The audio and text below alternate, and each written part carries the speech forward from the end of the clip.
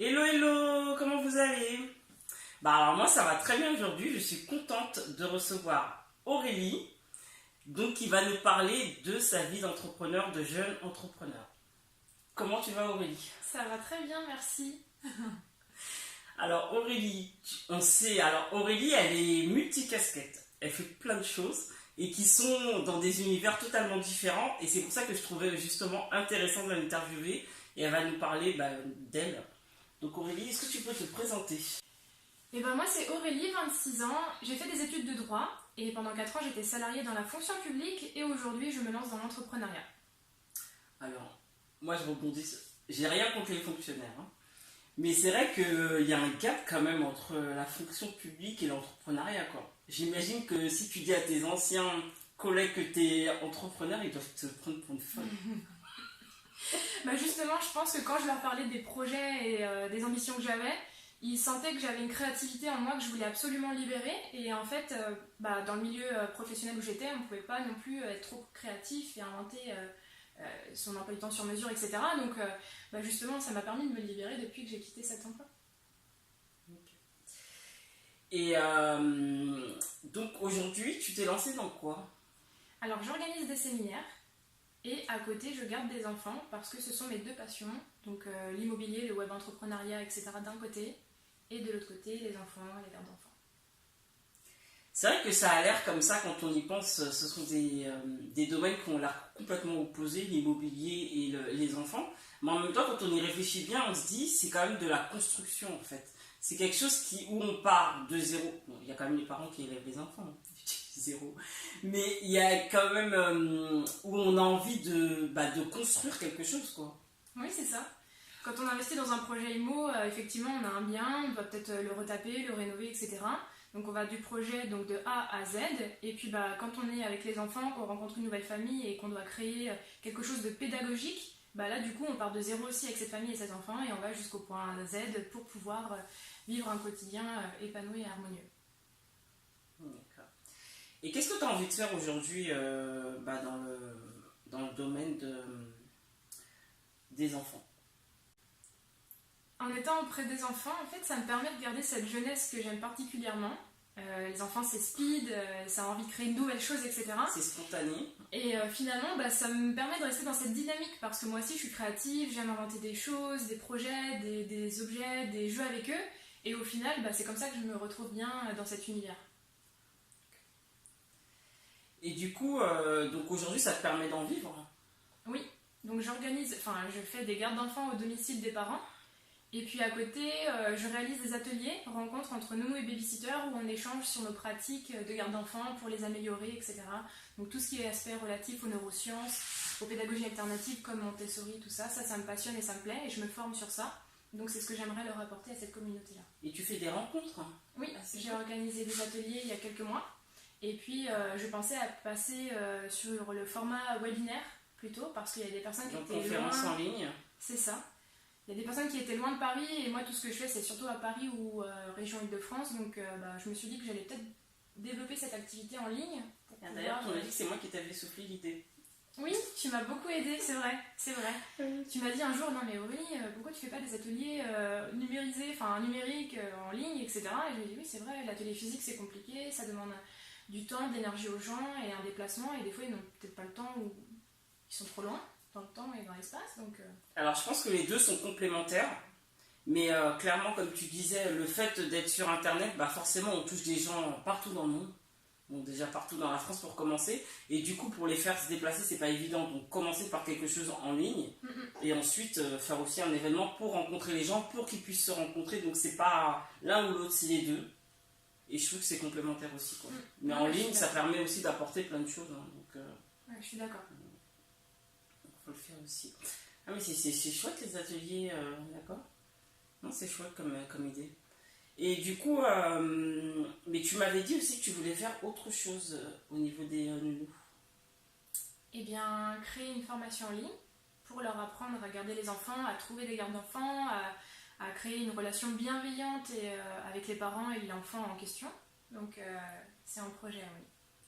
Et ça, c'est quelque chose que je vous dis toujours. Comment fait-on pour être sûr que lorsqu'on va créer quelque chose, on va ça va plaire en fait. Comment on fait?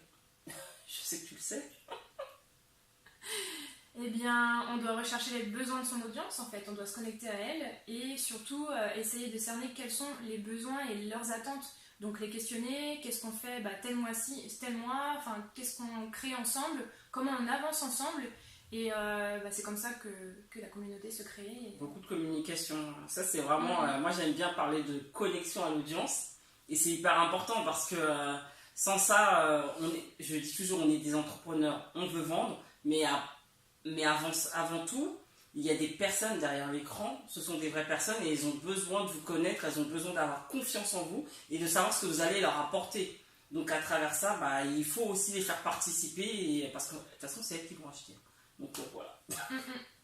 Ouais, et c'est elles qui savent ce qui est mieux pour elles. C'est ça. En fait, on est producteur, on crée quelque chose, mais aussi on apporte surtout de la valeur ajoutée aux gens, mais surtout on cerne leurs besoins. C'est comme ça que les projets fonctionnent finalement. Donc c'est tout ce que tu viens de dire, effectivement. Connexion, partage. C'est cool. Et du coup, alors ça c'est le côté nounou, enfant, donc construction de l'enfant. Et maintenant, construction côté immobilier. Oui. Qu'est-ce que tu fais du coup? L'immobilier, c'est mon univers depuis 2013. J'ai baigné dedans en sortant de... Non, pendant que j'étais encore étudiante. En fait, j'étais étudiante endettée, j'étais à découvert tous les mois et je me demandais comment j'allais faire quand j'allais être salariée pour m'en sortir financièrement. Donc un jour, j'ai fait cette recherche, comment devenir riche, enfin du moins comment vivre aisément. C'est hyper marrant parce que dans pas mal de groupes que j'ai rencontrés, je crois que tout le monde a tapé ça. Moi, j'ai pas tapé ça, mais la plupart des gens, ils ont tapé comment devenir riche. Mais c'est vrai. C'est fou. Hein. Comment on peut vivre nos rêves, comment on peut voyager, comment on peut avoir des revenus complémentaires. Et l'un des thèmes qui est tombé sous mes yeux sur Internet, c'était l'immobilier. Et donc, je me suis formée pendant plusieurs mois. À l'époque, j'avais acheté une formation. Donc, tous les mois, j'étais à moins 600 €. Donc là, j'avais racheté une formation qui m'a créé un nouveau découvert. Donc, j'étais à moins 660 € tous les mois. Pour qu'au final, en fait, dans l'année qui suivait, j'ai réussi à investir dans mon premier bien, que j'avais d'abord utilisé en résidence principale, mais n'ayant pas réussi à épargner quand j'étais dedans, je me suis dit, là, il faut que je passe en location rentable. Et c'est ce que j'ai fait. Aujourd'hui, ça m'a permis de développer donc, mon patrimoine, de créer donc, cette vie sur mesure où quand je ne suis pas dans ce bien, quelqu'un le loue, et moi, je peux vadrouiller, vivre mes projets d'entrepreneur nomade, sans contrainte. Je rebondis sur un truc que tu as dit, c'est hyper intéressant. Et je dis toujours à quel point c'est important d'investir sur soi. C'est qu'à un moment, tu dis que tu étais à découvert. Tu étais à découvert de 600 € et quand tu as commencé à investir, tu étais à découvert encore plus. Et c'est vrai qu'on peut penser que c'est de la folie et que finalement, si on est à découvert, on ne va pas s'en sortir. Mais finalement, quelques mois après, tu as réussi à acheter ton appartement. Exactement. Donc ce découvert-là, il ne faut vraiment pas le voir comme une dette qui est mauvaise. Enfin, je dis pas que c'est bien de prendre des crédits, tout, c'est pas ce que je suis en train de dire, mais si vous savez que derrière vous avez un projet qui est solide et que vous avez envie de faire des choses, ça peut valoir le coup de se restreindre et de faire des sacrifices pendant quelques temps pour justement pouvoir atteindre ses objectifs en fait. Tout à fait d'accord, c'est ce qu'il s'est passé. Ouais. Et c'est vrai que sur le moment, je pense que quand tu le fais, tu te dis oh là là, mais qu'est-ce que je suis en train de faire? Comment je vais faire pour m'en sortir? Non, mais c'était totalement ça. Tous les soirs, j'étais dans une chambre de 9 mètres carrés à Nanterre. Tous les soirs, j'étais connectée à mon PC. Je me disais, je clique pas, je clique pas. Moins 60 € en plus tous les mois, je fais pas. Un jour, j'en ai marre, j'ai fait, allez, vas-y, Aurélie, on verra. Bim, j'ai cliqué. Et voilà, quoi. Quelques mois plus tard, je suis passée à l'action, j'avais aucune crainte. J'étais formée et informée. J'ai intégré tous les réseaux d'investisseurs avec lesquels j'ai pu grandir et évoluer. Donc, c'était une belle valeur ajoutée. Enfin, je suis passée à l'action, j'avais très peur, mais je l'ai fait, quoi. Alors, ce qui est aussi important dans ce qu'Aurélie a dit, alors en plus de cliquer sur le bouton pour acheter la formation, elle a appliqué. Hein. Elle n'a pas que cliqué sur le bouton. Parce que malheureusement, on le sait, on est dans un univers où peut-être que nous, on l'a peut-être déjà fait, on achète des formations et on fait rien. Et ça sert à rien en fait. Hein. Ça ne va pas vous faire avancer si vous n'appliquez pas les conseils. Ça n'avancera pas. Donc, cliquer sur le bouton, c'est une première étape. Et agir et avoir peur de franchir les étapes et l'inconnu, ça c'est une étape qui est indispensable les amis. Donc ça il faut le faire quoi. Et comme elle dit, elle était en panique et ça pour moi en fait, je disais ça à une ancienne collègue il n'y a pas longtemps, si tu sens que tu as envie de le faire et que tu as peur, vas-y. Là c'est le signe en fait qu'il va se passer quelque chose de bon. Mais je suis tout à fait d'accord avec toi, en fait il y a une force intérieure vous savez pas comment la maîtriser, qui vous dit fais-le. Et vous vous dites mais c'est impossible quoi, je vais être encore plus à découvert. Enfin, mes parents ils vont dire mais qu'est-ce que tu fous? Et non, en fait, je l'ai fait et c'est cette force intérieure, je sais pas d'où elle vient, d'où elle sort, qui me tient depuis des années et dès que j'entreprends, et ben je sens que je vais dans la bonne direction. Donc voilà, faut s'écouter. Il faut vraiment s'écouter, c'est hyper important, mais vraiment on n'est jamais, toutes les intuitions qu'on a ne sont pas guidées par hasard, et quand on a quelque chose et qu'on sent qu'on doit le faire et qu'on a peur, il faut vraiment y aller parce que c'est pas... Après, attention, on n'est pas des kamikazes, on se sécurise. Oui. On se sécurise. Là, tu savais que 60 € en plus, ça t'allais pas être à la rue. Non, bah j'ai des pièces après. Tu savais que tu savais... Ça m'est arrivé aussi. Tu savais que tu pouvais encore manger, voilà, donc oui, non, mais voilà, on sécurise, voilà, on sécurise comme on peut. Donc ça c'est bien. Mais oui, c'est que comme ça en fait qu'on arrive et qu'on y va. Aurélie, elle est jeune, elle a commencé jeune, mais qu'on soit jeune ou vieux, enfin peu importe. Mais on a peur, mais on y va. Parce que à l'intérieur, on a quelque chose qui nous dit qu'on va y arriver, même si on ne sait pas où on va, on ne sait pas quand, on ne sait pas où, on ne sait rien. Mais on a envie d'y aller, quoi. C'est une énergie comme ça qui sort de nulle part, et ouais, c'est bien, t'as raison, il faut vraiment suivre son intuition. Ok. Donc aujourd'hui, Aurélie, donc tu disais donc t'es dans l'immobilier, donc tu as investi dans un bien, et du coup tu envisages de faire quoi donc du coup par rapport à d'autres dans l'immobilier? D'autres projets immobiliers? Ouais.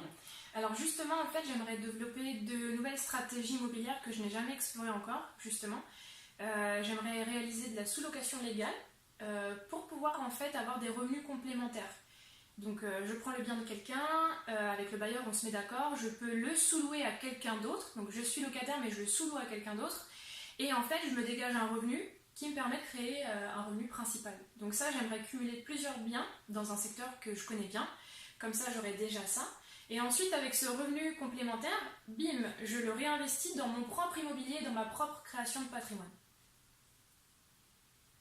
Alors ça, c'est vraiment Je vous ai parlé il n'y a pas longtemps de l'océan bleu et l'océan rouge, qui disait justement qu'il y avait un secteur et qu'il y avait des niches, et que si vous créez votre propre niche quelque part, bah, c'est là où il y aura peu de personnes en fait qui seront dedans. Et là, c'est ce que tu es en train de faire, donc... Oui.